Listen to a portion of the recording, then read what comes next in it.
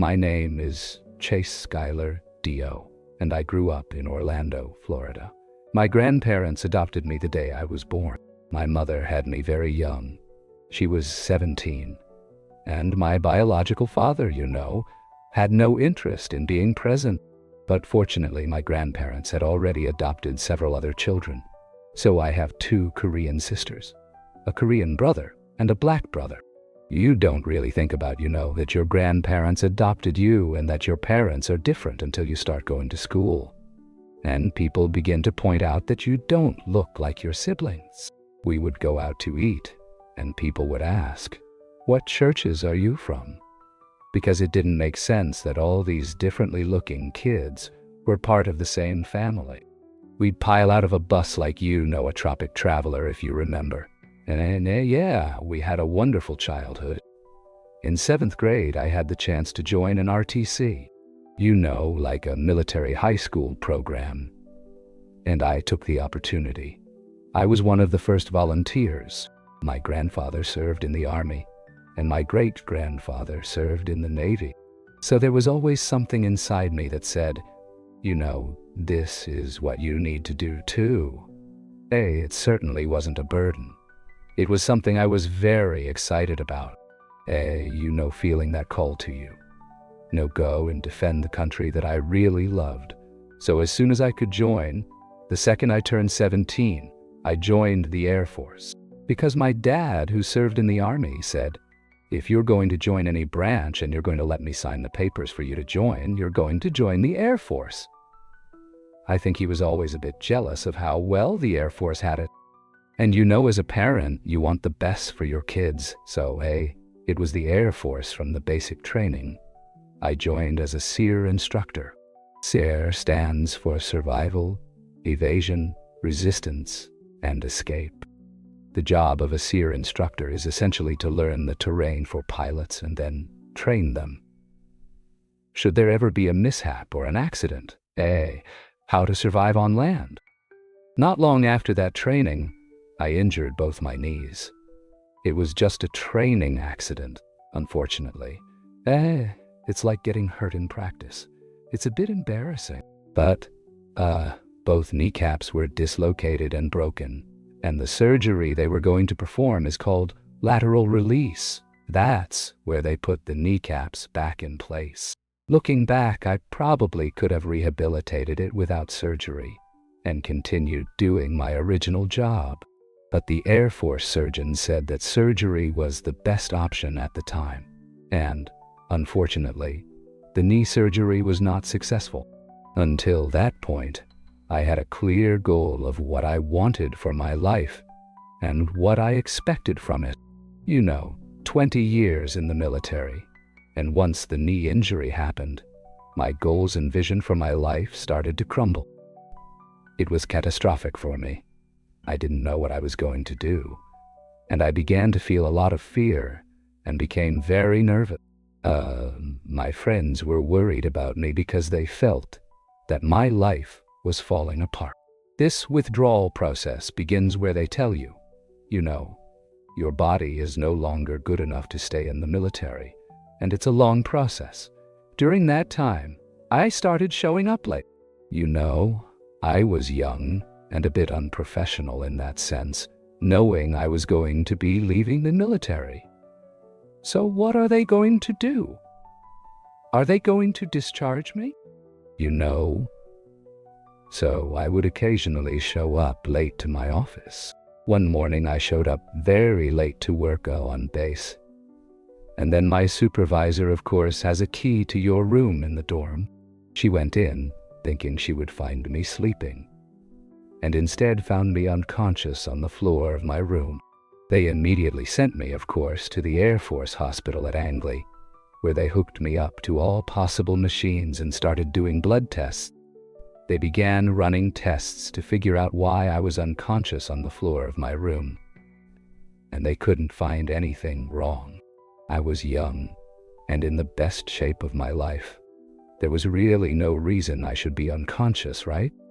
So, of course, they investigated everything that a doctor should investigate. I was on drugs, I was drinking. It was something like that, And at that time, I never, I never touched drugs. I still haven't. So they just couldn't understand why I was unconscious. Then the nurse said, "We're going to do a couple more tests. We're going to take a chest x-ray, and if we don't find anything, we'll send you back home. Really, there's no reason for you to stay here." When she adjusted my IV and left the room, everything changed from that moment on. I heard the alarm start to go off, and it felt like something out of a movie or a TV show, where alarms are blaring and my vision starts to go left, then right, and things begin to blur. It just didn't feel like reality. The nurses and doctors began to rush in. I was at the end of the hallway, in my hospital room. They were almost crashing into the walls. They were running in so fast as the alarm started sounding. And I knew, obviously, that something was very wrong. As the doctors and nurses surrounded me and worked on my body, someone sat to my left and started stroking my arm, telling me everything was going to be okay. And while this alarm was blaring and people were shouting, you could hear the nervousness in their voices. I was very aware that they knew something was wrong. Then the voice to my left said, "You're going to feel air. It's going to go up your arm. It's going to be very painful, but everything will be okay." The pain started to rise up my arm. The best way I can describe it is like a silver bullet.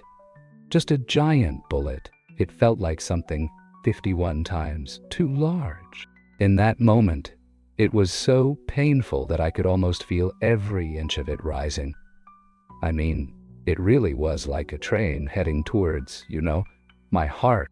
And I remember my right leg lifted slightly in the air as those nurses and doctors were over me. Just like a natural reaction or reflex to this pain moving up my arm.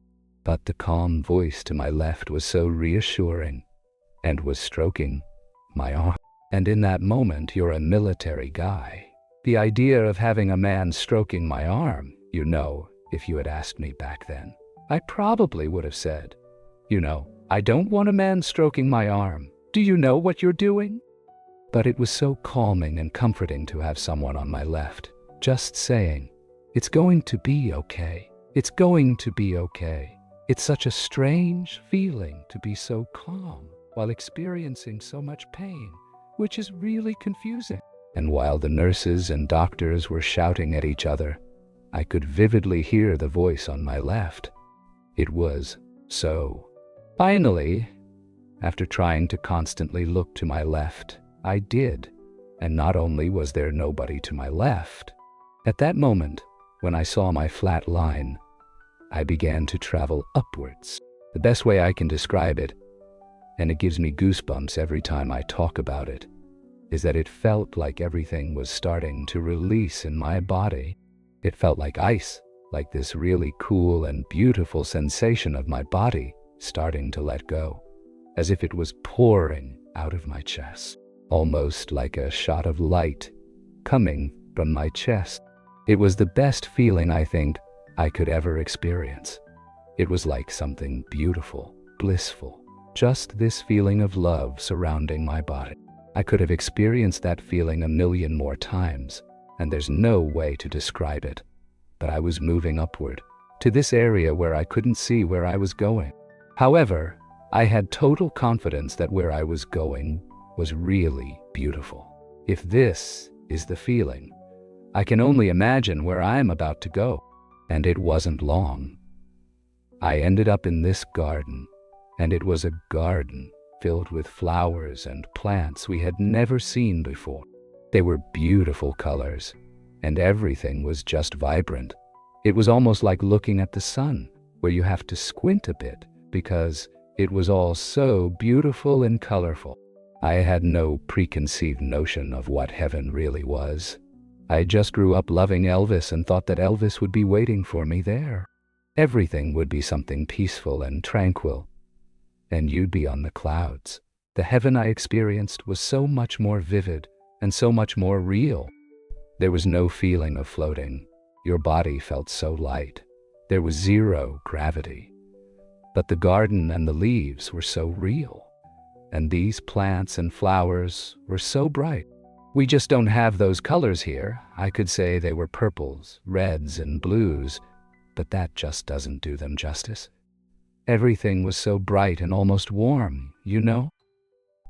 There was a vibration coming from everything, and you felt so in tune and connected. When we passed by a tree or walked down a sidewalk, you might say, "That's a beautiful plant," or "What a lovely flower." But in the sky, it felt like I was sensing the plants and the flowers. You know, when you dream, you don't necessarily feel anything. You imagine it. And if you're dreaming, you're in this little world. It felt so real because I was sensing things. I could feel the grains of dirt between my toes, and I hate being barefoot. So it was a vivid memory for me. I could really feel the earth beneath my feet. And in front of me, I saw a gentleman in a robe chasing a little boy about 3 or 4 years old. A small blonde boy with curly hair. The boy was running ahead, looking back, being mischievous. As I watched the boy run, I was just observing this beautiful interaction, almost like father and son. I saw this little boy so happy, enjoying his life so purely, until I got closer. Then you look down and say, "Oh my goodness, that's me." I had forgotten I had curly blonde hair, that I used to be so happy and laughed all the time, constantly smiling as a child. Growing up, no matter what was going on around me, I was always a happy child. And I think I had forgotten that I had forgotten.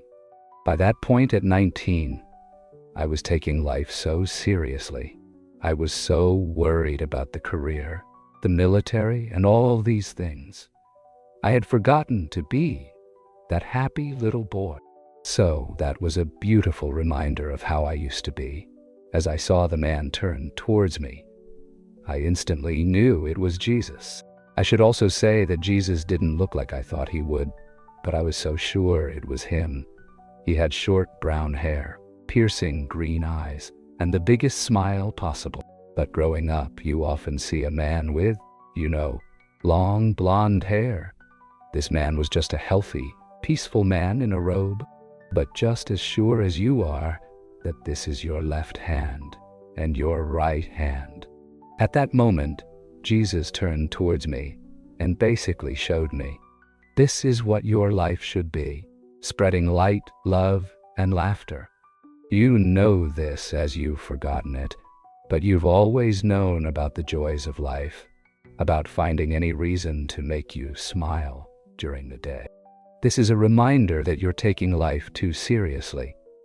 At that moment, in the Air Force, I really thought my life was over. Everything I had trained for, hoped for, and imagined for my life was finished. And that conversation alone was enough for me to say, okay, I am focusing on all the wrong things. Here I am, focusing on a career. I'm focused on money. I'm focused on making sure I can pay for a car. Matters. It's about feeling fulfilled and feeling like I've given back to the world, making people smile. And it was a big lesson. This is what life should be about. You're always supposed to find joy, laughter, and happiness. And we stayed there for a long time. Time stood still. I couldn't tell if it was 5 minutes. I couldn't tell if it was 5 hours.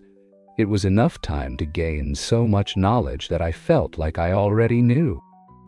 But it was such a friendly relationship that it felt like I had spent so much time with them in the past. And before I knew it, he joked a little and smiled and said, "You know you have to go back."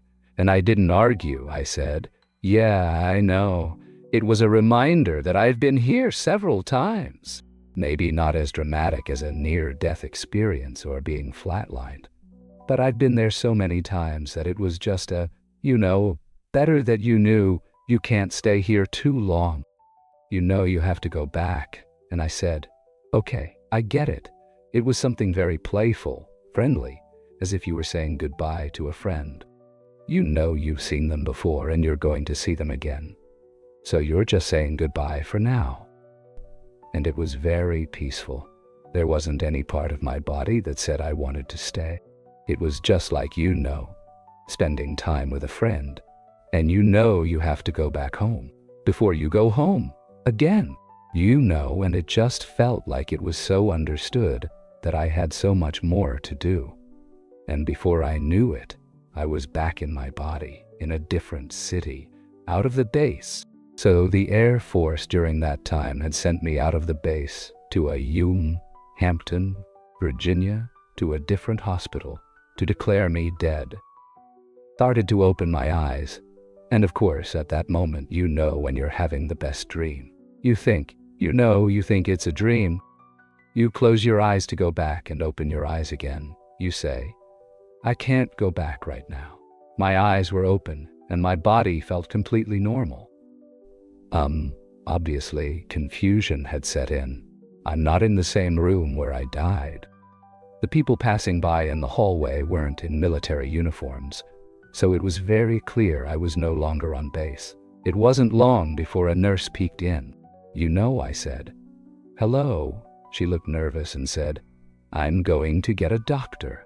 And she left, ran off. He said, I don't know what to tell you, but we're going to send you back to the Air Force and they can do what they want with you. And, that was it.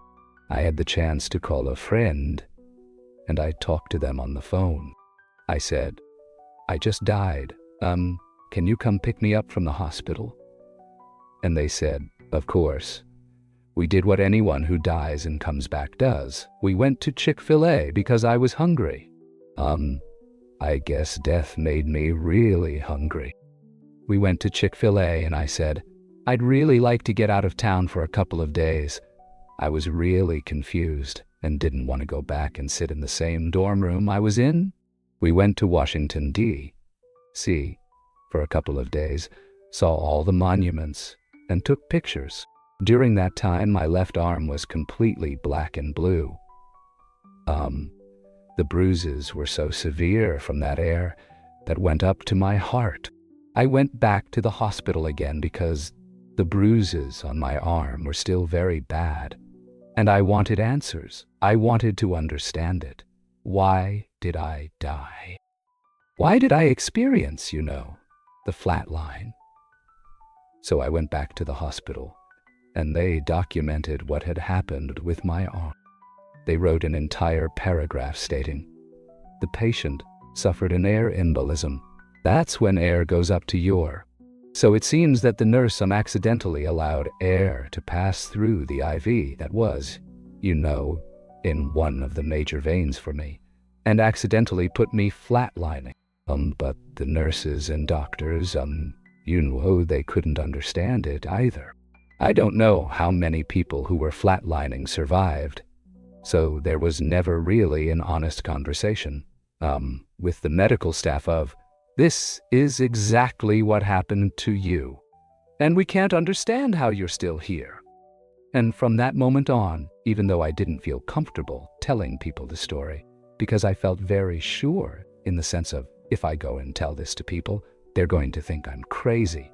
And that was a genuine concern, because I didn't even know the term near-death experience, or that world didn't make sense to me.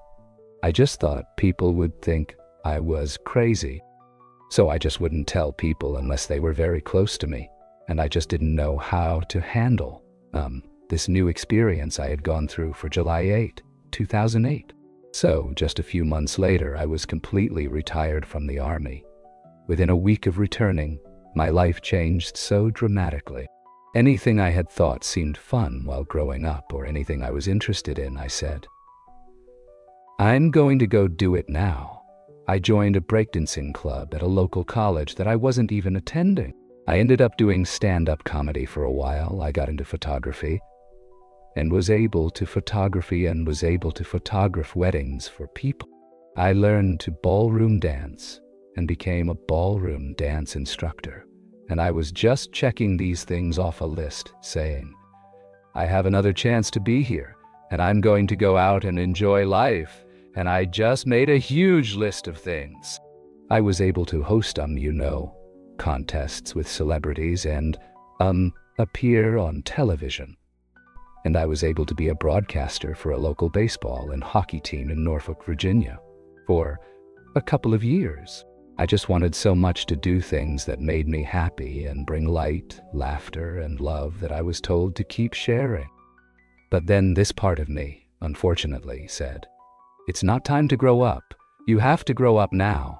You have to go find a real person's job."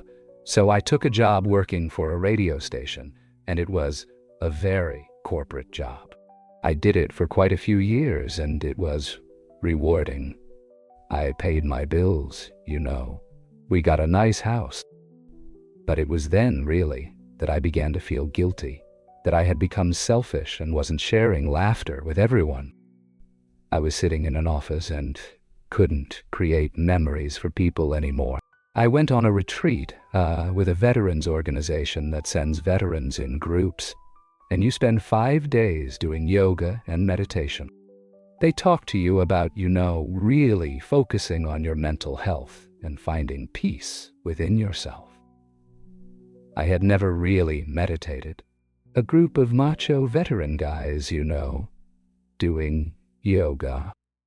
Of course, at that moment, everyone might have rolled their eyes, but by the end of the 5 days, it felt like the happiest moment I had ever had in my life. Then I came back, and my wife immediately, just a few minutes after seeing me, that Friday afternoon said, "You're a different person. You look so relaxed." And during that time, I was so focused on my corporate job of being the serious executive. And she said, "You've changed. You just seem so happy with yourself." And at that moment, I started to ask myself again, what is my purpose? Why am I here? I really started to remember my near-death experience. I became very aware of my surroundings. And I think that just doing the meditation, the yoga, and the breathing exercises relaxed my mind so much that I could really look at the outside world and get a better understanding of how I could help. I started to realize that I had gifts that maybe weren't as common as I had thought. I really began to feel the emotions of everyone around me.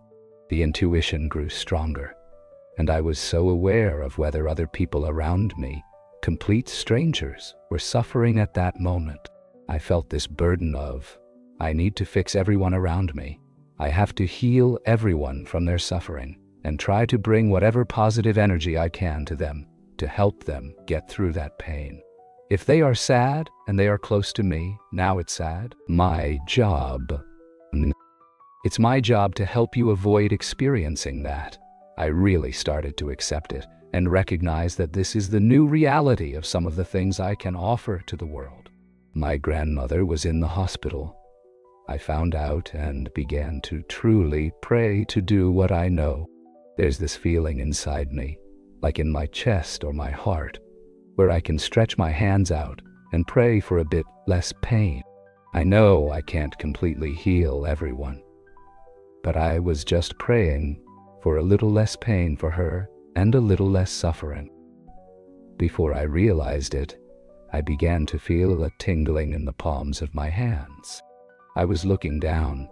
I put my hands down and looked down again. And the next thing I know, I have really visible marks on both palms of my hand. But I knew immediately, okay, this is a bit scary for me. I showed it to my wife and took a picture of it because I said, I need to document this and maybe show it to someone I trust. I showed it to people, and immediately they told me, have to stop taking on other people's pain. It's not your pain to take. And I said, okay in my brain, my human brain. I mean, it's an allergic reaction. It's just that it's happening to my body, like having a rash on your forearm. But they only started to appear at moments when I was really trying to help someone around me. So it's not a painful experience at all. It's a peaceful experience.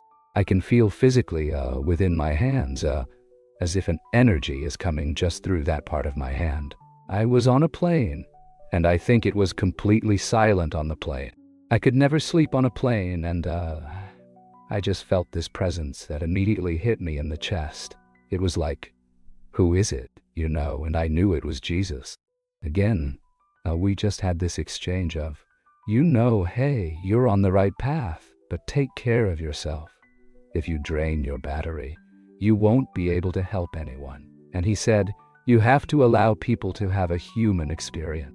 You can't take on everyone's pain because some people need to experience that pain.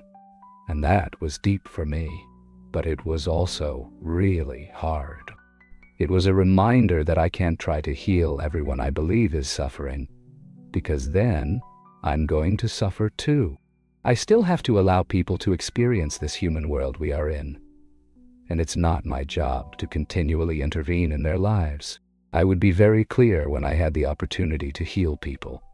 And that's quite recent. That's happened in the last few months. Now I'm trying to understand how to use my gifts without interfering in people's lives. It's hard to experience what I've gone through and not come back as a different person. Laughter, smiling, it's such an easy thing. It's free. It's like breathing, right? How can we breathe for free? We can pray for free. We can meditate for free. And we can laugh for free. We can find joy in everything. And we live in a world right now where it seems we are so separated. I pass by the bus stop I used to go to when I was growing up almost daily and have great memories of being a kid, laughing and playing just before school. Nowadays, kids are all 10 feet apart on their phones, and that's hard to see. For me, smiling, laughter, and being close to people is what I believe to be the best medicine for us. My understanding is that we are all here to fulfill a very specific purpose, and not everyone's life purpose has to be this grand, holy calling. You know, we are meant to have different goals and different personalities. Just like a fingerprint, we are meant to be different. But for me, it's about continuing to learn and evolve. When you're young, and when I was that little boy I saw in the sky, at that age, you are absorbing everything.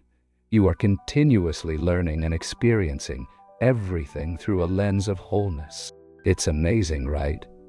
You don't have those adult restrictions and stresses on you. So I try to do that now, to keep learning, to stay in school, getting degrees in alternative medicine, getting a degree in ministry. And after that, I am going back to school again. I believe that as long as we keep learning continuously, we're going to leave the world in a better place, as long as we learn from history and from past mistakes. My grandmother always said that education will heal the world. And I believe that as long as we keep learning continuously, we're preparing the next generation to keep doing their best.